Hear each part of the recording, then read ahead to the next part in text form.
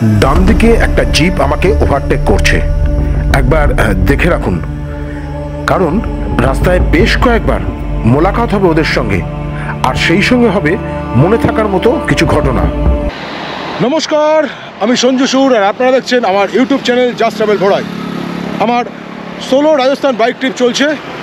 এই বাইক ট্রিপের আজকে 10th ডে, আর এই 10th ডের সোনার কেল্লা 2.0 যে সিরিজ, সেই সিরিজের আজকের এপিসোডে আমি আপনাদেরকে নিয়ে যাব একেবারে যুদ্ধক্ষেত্রে। ভারত পাকিস্তান যুদ্ধভূমি, সেই যুদ্ধভূমিতে আমি আজকে যাব। এখান থেকে এই মুহূর্তে আমি আছি জয়সলমীরে। জয়সলমীর থেকে সেখানে পৌঁছাবো লঙ্গেওয়ালা বর্ডারে।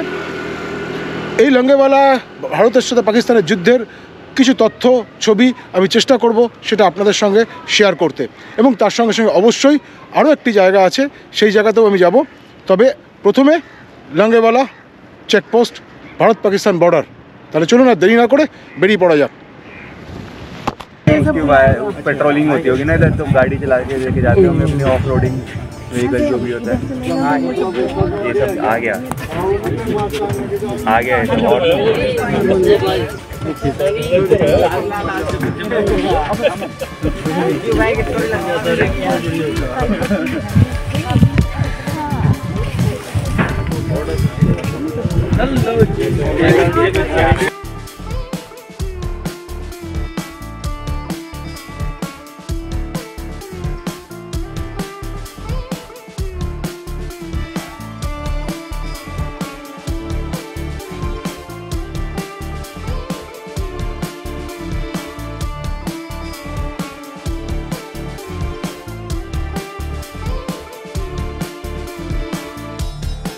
যে মন্দির তার অলৌকিক কাণ্ডের জন্য শুধু রাজস্থানবাসীর কাছে নয়, দেশের সেনার কাছেও এক অন্য উচ্চতায় অবস্থান করছে।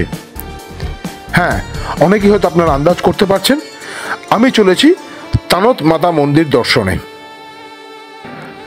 ডান দিকে একটা জিপ আমাকে ওভারটেক করছে। একবার দেখে রাখুন, কারণ রাস্তায় বেশ কয়েকবার মোলাকাত হবে ওদের সঙ্গে, আর সেই সঙ্গে হবে মনে থাকার মতো কিছু ঘটনা।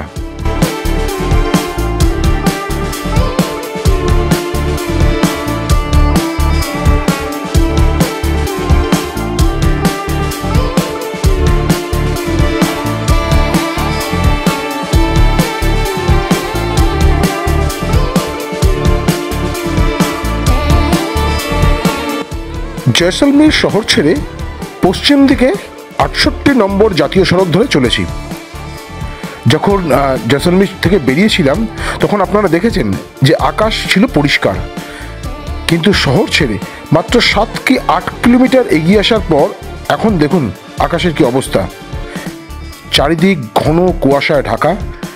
এখন সময় কটা হবে, বেলা প্রায় 10টা, কিন্তু এই ঘন কুয়াশার কারণে গাড়ি খুব সাবধানে চালাতে হচ্ছে।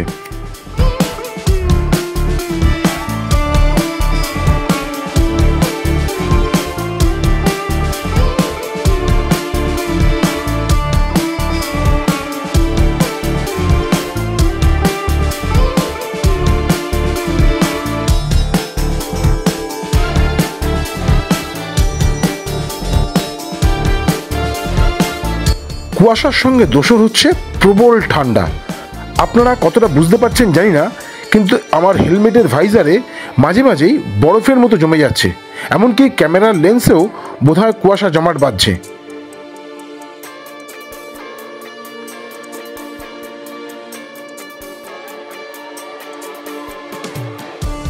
যেহেতু একদম বর্ডারে যাচ্ছে এই রাস্তা, ফলে রাস্তা একদম ফাটাফাটি, কিন্তু কুয়াশা ও ঠান্ডার কারণে হাত পুরো ছিঁড়ে যাচ্ছে বলে মনে হচ্ছে ঠান্ডায় হাতের আঙ্গুলগুলো সব ফুটো হয়ে যাচ্ছে।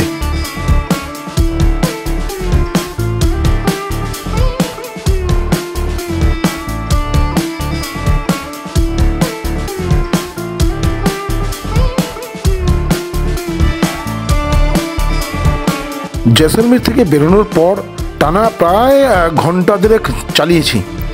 যা ঠান্ডা লাগছে আর যা কুয়াশা, তাতে আর টানতে পারছি না। এবার একটুখানি দাঁড়াতেই হবে, একটু জল খাবো আর একটা সাদা কাঠির ধোয়া, এইটুকুনি লাগবেই, নাহলে আর পারছি না।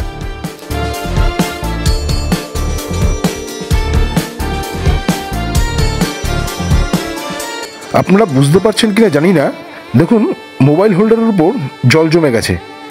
এই যে মিরর থেকেও জল পড়ছে। কতটা মানে ঘন কুয়াশা পড়লে এমন জল জমে যায়। ওই যে জিপটার কথা বলছিলাম, ওরাও তো দাঁড়িয়ে পড়লো দেখছি।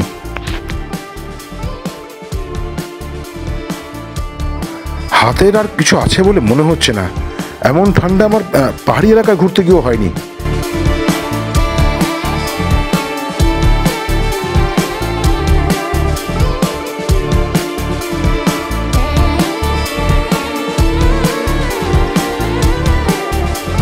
শুনশান এই রাস্তায় আমাকে দাঁড়াতে দেখে হঠাৎ করে এই জিপটারও দাঁড়িয়ে পড়া আমি কিন্তু খুব একটা মানে বুঝে উঠতে পারছিলাম না।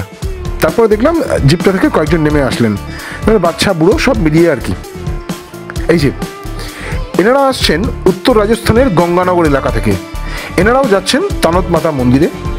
এই শুনশান রাস্তায় পশ্চিমবঙ্গের নম্বর প্লেট লাগানো একটা একাকী বাইক চালককে দেখে এগিয়ে এসে পরিচয় করলেন। হলো একটি ছবি তোলার পর্ব।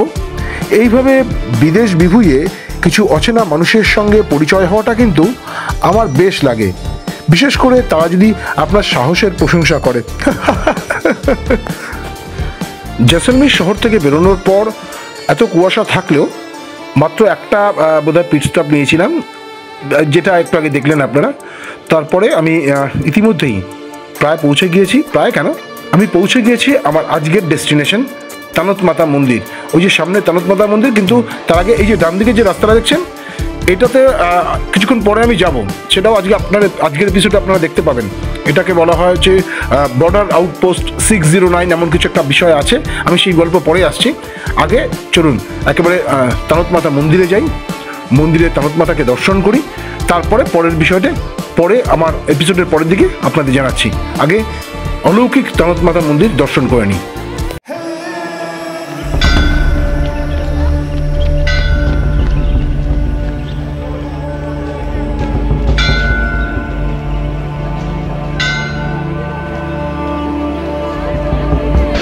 তানত মাতার মন্দিরের সম্বন্ধে যে জনশ্রুতি আছে, সেই জনশ্রুতির একটা ভাগ হচ্ছে যে 828 খ্রিস্টাব্দে ভাটি রাজা ভানুরাও তিনি এই মন্দির প্রতিষ্ঠা করেন। কিন্তু জনশ্রুতিটা হচ্ছে যে মামাজি চরণ বলে স্থানীয় এক মানুষ, তিনি নিঃসন্তান ছিলেন এবং তার সন্তান লাভের আশায় 7 বার তিনি হিংলাজ মাতার মন্দির দর্শন করেন, হিংলাজ মাতার কাছে পুজো করেন। শেষমেশ হিংলাজ মাতা তিনি মামাজি চরণের স্বপ্নে আসেন। মামাজি চরণ হিংলাজ মাতাকেই নিজের সন্তান হিসাবে প্রার্থনা করেন। যদিও পরবর্তীকালে মাতার আশীর্বাদে মামাজি চরণের 7টি মেয়ে এবং একটি ছেলে হয়। 7 কন্যা সন্তান এবং একটি পুত্র সন্তান তিনি লাভ করেন। এই যে 7 কন্যা সন্তানেরই অন্যতম হচ্ছেন তানত মাতা। তাকেই পূজা করা হয় পরবর্তীকালে। এখানকার আশেপাশের এলাকার মানুষজন সেই তানত মাতাকেই পূজা করেন।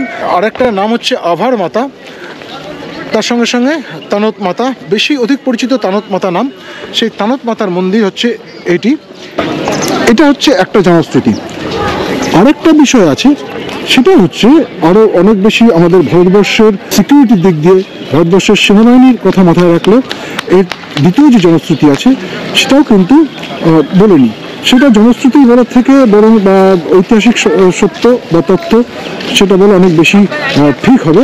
তার কারণ 1965 সালের যুদ্ধ, ভারত পাকিস্তানের যুদ্ধ, সেই যুদ্ধের সময় পাকিস্তান প্রায় 1003 সৈন্য নিয়ে এই একেবারে বর্ডার লাগোয়া, এখান থেকে জাস্ট 20 কিলোমিটার দূরে পাকিস্তান বর্ডার লাগোয়া এই এলাকা আক্রমণ করে। প্রায় 3 থেকে 3500 সৈন্য ছিল তখন পাকিস্তানের কাছে, এবং তারা 300-র বেশি কামানের গোলা নিক্ষেপ করে এই এলাকা ধ্বংস করার জন্য। কিন্তু যেটা জনশ্রুতি সেটা হচ্ছে যে এই কামানের গোলাগুলোর একটিও এই মন্দিরে এসে পড়েনি বা মন্দির সংলগ্ন এলাকায় এসে পড়েনি, যার ফলে তারা এই মন্দিরকে আরো বেশি তার ঐশ্বরিক শক্তিকে তারা পুজো করতে শুরু করেন। এবং তার সঙ্গে সঙ্গে ভারতীয় সেনাবাহিনী তারাও কিন্তু এই মন্দিরটার রক্ষণাবেক্ষণের কাজ হাতে নেন, যদিও সেটা আরও পরে। সেই গল্পটাও আছে 1965 পরে 1971 যুদ্ধ। 1971 সালে এই যে বলছিলাম কিছুক্ষণ আগে পাকিস্তানের মানুষের যে একটু চুলকুনি হয়, তো সেই চুলকুনিতে পাকিস্তান 1971 সালে আবার এই এলাকায় এগিয়ে আসে আক্রমণ করবার জন্য। এবং সেক্ষেত্রে আপনাদের মনে আছে নিশ্চয়ই যে গাজি অ্যাটাক সিনেমাটা আপনারা দেখেছেন। গাজি অ্যাটাক সিনেমায় ভারতের পূর্ব প্রান্তে বঙ্গোপসাগরে পাকিস্তান তাদের অন্যতম সেরা যে সাবমেরিন ছিল সেই সাবমেরিন গাজি নিয়ে আক্রমণ করার চেষ্টা করে, এবং যাতে ভারতীয় সেনাবাহিনী বা ভারতীয় নৌসেনা তারা সেখান থেকে কিছুটা দিকভ্রষ্ট হয়, সেই কারণে পাকিস্তান তারা চেষ্টা করে একদম পশ্চিম প্রান্তের এই জায়গাকে আক্রমণ করার জন্য। এটা 1971 সালে। সেই সময়ও কিন্তু পাকিস্তানের সেনাবাহিনী তারা কিছু করে উঠতে পারেনি। আমি চেষ্টা করব যদি বর্ডারে যাওয়া যায়, বর্ডার এখান থেকে 20 কিলোমিটার, তার সেখানে যাওয়ার জন্য আলাদা করে গাড়ি ভাড়া করতে হয় এবং তার জন্য পড়ে 1000 টাকা পার হেড। তো সেটা যদি সম্ভব হয় আমি অবশ্যই বর্ডারে যাব। কিন্তু এই যে 1971 যুদ্ধ, 1971 যুদ্ধের আরেকটা গল্প হচ্ছে যে সেই সময় পাকিস্তান 400-র বেশি ট্যাঙ্ক নিয়ে এসে আক্রমণ করে এই এলাকা এবং পার্শ্ববর্তী লঙ্গেওয়ালা বর্ডার। 1971 এই যুদ্ধের সময় যেটা হয় সেটা হচ্ছে যে পাকিস্তান যখন এত সৈন্যবাহিনী নিয়ে আক্রমণ করেছে, তাদের ট্যাঙ্ক নিয়ে আক্রমণ করেছে, কিন্তু তারা যে বোমা ছোড়ে সেই বোমার একটাও ঠিক 65-র মতোই, 1965 সালের যুদ্ধের মতোই কোনোটাই এই এলাকাতে এসে পড়েনি।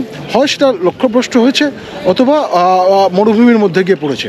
এবং যে কামানগুলো নিয়ে এসেছিল সেই কামানগুলো কোনোরকমভাবেই এই এলাকার কাছাকাছি এসে পৌঁছতে পারেনি, সেগুলো লক্ষ্যভ্রষ্ট হয়েছিল অথবা নষ্ট হয়ে গিয়েছিল।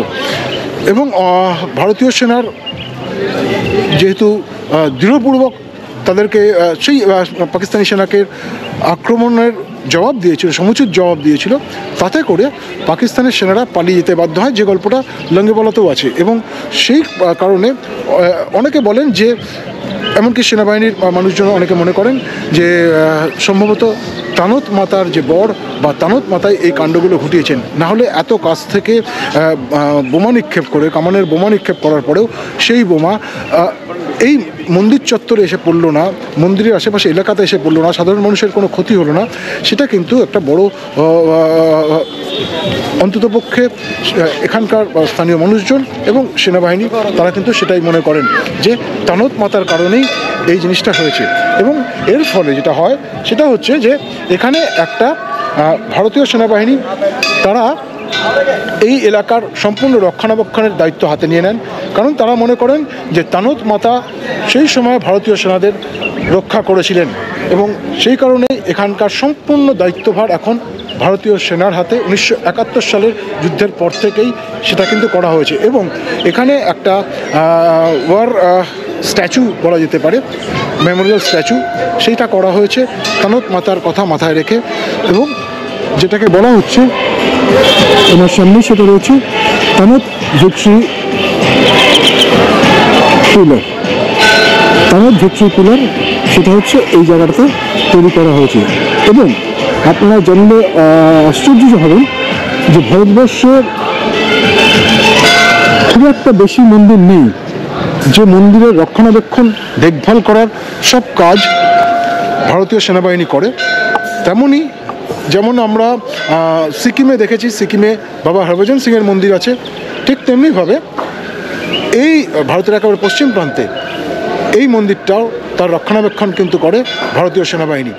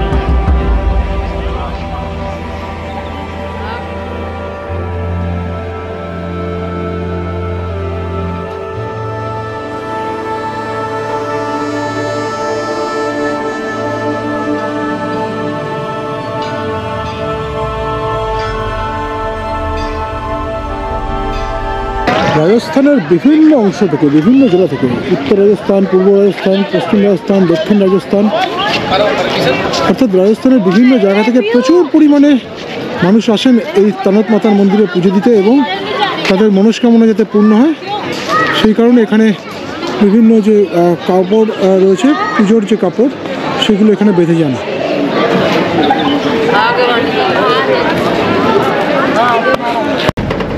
তানত মাতা মন্দির থেকে প্রায় 20 কিলোমিটার দূরে ভারত পাকিস্তান বর্ডার। আমি এখন সেই বর্ডারের দিকে যাচ্ছি। যেহেতু নিজের বাইক অ্যালাউড নয়, ফলে আমি বাইক এখানে রাখতে হলো আমাকে। দেখে একটি জিপ নিয়েছি, এই জিপে করে যাচ্ছি। এর ভাড়া 1000 টাকা পার হেড। আমি আপাতত একাই আছি। এখানে পারমিশন করাতে হয়। এই পারমিশনের কাগজ হচ্ছে এটা, আধার কার্ড দেখিয়ে পারমিশন করাতে হয়। এটা হচ্ছে 609, বর্ডার নাম্বার 609। ভারত পাকিস্তান যুদ্ধ 1965 হোক বা 1971, তার অন্যতম আরেকটি গুরুত্বপূর্ণ পয়েন্ট হচ্ছে এই 609 পোস্ট। তো সেইখানে আমি এখন যাচ্ছি। এটাকে বলা হয় ব্যাবিলন চেকপোস্ট, বাউলিন চেকপোস্ট, এরকম কিছু একটা নাম আছে। বেশি ভালো নাম বা পরিচিত নাম হচ্ছে 609 পোস্ট। তো সেই 609 পোস্টে যাচ্ছি এখন, মরুভূমির ভেতরে, একেবারে পাকিস্তান আর ভারত বর্ডার এলাকায়। চলুন।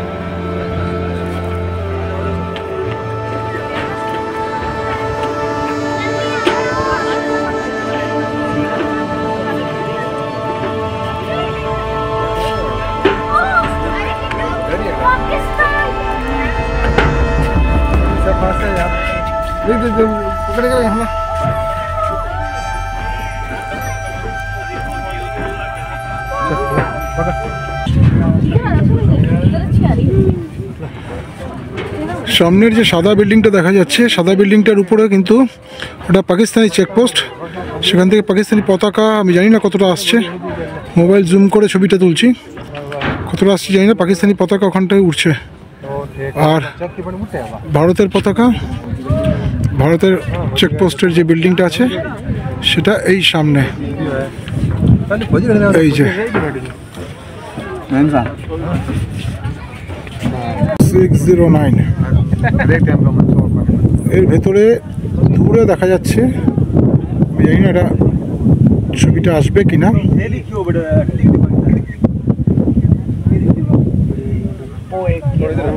চেষ্টা করছি ছবিটা নেওয়ার।